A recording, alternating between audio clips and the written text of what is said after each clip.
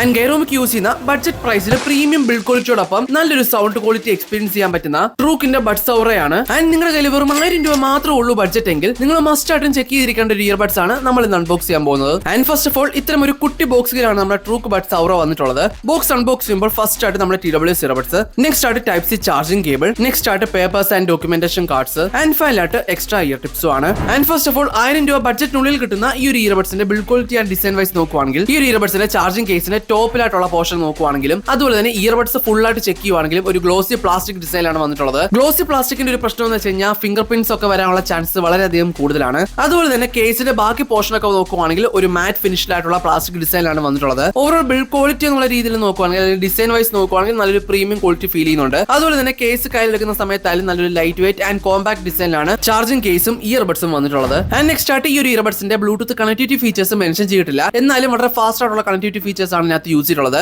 അതുപോലെ ട്രൂക്കിന്റെ ഒട്ടുമിക്ക ഏത് ഓഡിയോ പ്രൊഡക്ട്സ് നോക്കുവാണെങ്കിലും അതിനകത്ത് ടൈറ്റേനിയം ഡ്രൈവേഴ്സ് ആണ് യൂസ് ചെയ്തിട്ടുള്ളത്. ഈ ഒരു ഇയർബഡ്സിനകത്തും ടൈറ്റേനിയം ഡ്രൈവേഴ്സ് ആണ്, അതുപോലെ തന്നെ 13 mm ഡ്രൈവേഴ്സ് ആണ് യൂസ് ചെയ്തിട്ടുള്ളത്. അതുപോലെ സ്പെഷ്യൽ ആയിട്ട് നോക്കുവാണെങ്കിൽ ഹൈഫൈ DSP സൗണ്ട് ടെക്നോളജി ഒക്കെ സപ്പോർട്ട് ചെയ്യുന്നുണ്ട്. ഇനി സൗണ്ട് എക്സ്പീരിയൻസ് വൈസ് നോക്കുവാണെങ്കിൽ ഈ ഒരു പ്രൈസ് റേഞ്ചിൽ നോക്കുവാണെങ്കിൽ നല്ലൊരു സൗണ്ട് എക്സ്പീരിയൻസ് ആണ് ഈ ഒരു TWS ലഭിക്കുന്നത്. ബേസ് ആയാലും അതുപോലെ വോക്കൽസ്, ഇൻസ്ട്രുമെന്റേഷൻ, സെപ്പറേഷൻ ഒക്കെ നല്ലൊരു വെൽ ഒപ്റ്റിമൈസ്ഡ് ആയിട്ടുള്ള രീതിയിലാണ് ഈ ഒരു ഇയർബഡ്സിനകത്ത് യൂസ് ചെയ്തിട്ടുള്ളത്. ഈ ഒരു ഇയർബഡ്സ് ഉപയോഗിച്ചുകൊണ്ട് സൗണ്ട് ഒക്കെ കേൾക്കുന്ന സമയത്ത് നമ്മളൊരു 1000 രൂപ അല്ലെങ്കിൽ അതിന് മുകളിലുള്ള പ്രൈസിലായിട്ടുള്ള ഇയർബഡ്സ് ഉപയോഗിക്കുന്ന ഒരു ഫീലിംഗ് കിട്ടുന്നുണ്ട്. ഓവറോൾ ഈ ഒരു പ്രൈസ് റേഞ്ചിൽ നോക്കുവാണെങ്കിൽ നല്ലൊരു വെർത്ത് ആയിട്ടുള്ള സൗണ്ട് ക്വാളിറ്റി ആണ് ഇതിൽ ലഭിക്കുന്നത്. ആൻഡ് നെക്സ്റ്റ് ആയിട്ട് ഈ ഒരു ഇയർബഡ്സിന്റെ കോളിംഗ് എക്സ്പീരിയൻസ് വൈസ് നോക്കുവാണെങ്കിൽ ഈ ഒരു ഇയർബഡ്സിനകത്ത് എത്രത്തോളം മൈക്രോഫോൺസ് യൂസ് ചെയ്തിട്ടുള്ളതെന്ന് മെൻഷൻ ചെയ്തിട്ടില്ല. മിക്കവാറും ENC സപ്പോർട്ട് ചെയ്യുന്ന സിംഗിൾ മൈക്രോഫോൺസ് ആയിരിക്കും ഒരു ഇയർബഡ്സിനകത്ത് യൂസ് ചെയ്തിട്ടുണ്ടായിരിക്കുക. അങ്ങനെ ടോട്ടൽ 2 മൈക്രോഫോൺസ് ആയിരിക്കും ഇതിനകത്ത് ഇൻക്ലൂഡ് ചെയ്തിട്ടുണ്ടായിരിക്കുക. കോളിംഗ് വൈസ് നോക്കുവാണെങ്കിൽ എനിക്ക് ഒരു ഡീസന്റ് പെർഫോമൻസ് ആണ് കിട്ടിയത്. ഈ ഒരു ഇയർബഡ്സ് യൂസ് ചെയ്തുകൊണ്ട് നിങ്ങൾ ഒരു സൈലന്റ് പ്ലേസിൽ നിന്ന് കോൾ ചെയ്യുവാണെങ്കിൽ അത്യാവശ്യം ഡീസന്റ് പെർഫോമൻസ് ലഭിക്കുന്നുണ്ട്. അതുപോലെ ഒത്തിരി നോയ്സ് ആയിട്ടുള്ള സ്ഥലത്തൊക്കെ നിന്ന് സംസാരിക്കുന്ന സമയത്ത് ആ ഒരു നോയ്സും കൂടെ ഈ ഒരു കോളിനകത്ത് വരാനുള്ള ചാൻസ് കൂടുതലാണ്.